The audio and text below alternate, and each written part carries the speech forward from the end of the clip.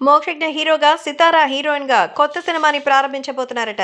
నందమూరి బాలకృష్ణ తన వారసుడిగా ఇండస్ట్రీలోకి మోక్షజ్ఞని తీసుకురావాలని ఎప్పటి నుంచో ప్రయత్నిస్తున్నటువంటి సంగతి తెలిసిందే. కానీ మోక్షజ్ఞ మరి ఇప్పటికే తయారు కాక చాలా ఇబ్బందులు పెడుతున్నారు.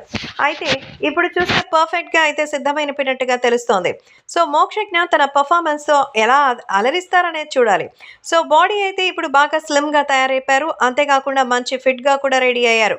అంతేకాకుండా క్రేజీగా ఉన్నటువంటి ఈ నేపథ్యంలో అందరూ కూడా చూసి ఎంతో ఆనందంగా అయితే సెలబ్రేట్ చేసుకుంటూ మన మోక్షజ్ఞ ఖచ్చితంగా భారీ హిట్ సాధిస్తారని అయితే ఎదురు చూస్తూ ఉన్నారు.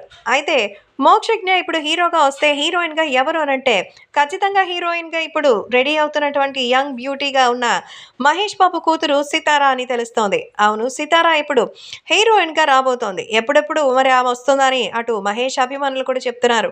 ముందులాగా లేదు, కాలం ఇప్పుడు బాగా అడ్జస్టబుల్ గా ఉంది. అంతేకాకుండా మన సూపర్ స్టార్ మహేష్ ముందు నుంచే చెప్పారు, సితారా హీరోయిన్ గా వస్తుంది, అది నాకు పర్మిషన్ కూడా అడగాల్సినటువంటి అవసరం లేదు, సితారా ఆల్రెడీ డిసైడ్ అయిపోయింది, అందుకే తన బాటకి హెల్ప్ చేస్తున్నాం అంతే అంటూ చెప్పారు. ఈ నేపథ్యంలో సితారా అలాగే ఇంకా మోక్షజ్ఞ కాంబినేషన్ గురించి సెట్ చేస్తున్నారట. ఇప్పటికే తల్లి అంత హైటు అలాగే అంత గ్లామర్తో ఎంతో సరదాగా ఉన్నటువంటి ఆమెను చూసి అందరూ మిస్మరైజ్ అయిపోతున్నారు.